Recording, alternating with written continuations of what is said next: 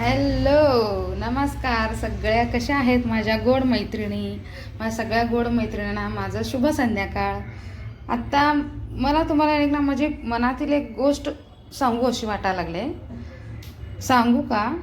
काय म्हणजे खरं असणारे लोक नेहमी, खरं बोलणारे लोक नेहमी सगळ्यांना वाईट का बरं दिसतात? हां, सांगा बघू. कारण जे ते खरं आहे ते त्यांच्या तोंडावर बोलतात ना, त्यामुळं ते त्यांना वाईट दिसतात आणि सगळीकडं जाऊन त्यांच्याबद्दल अपप्रचार करतात.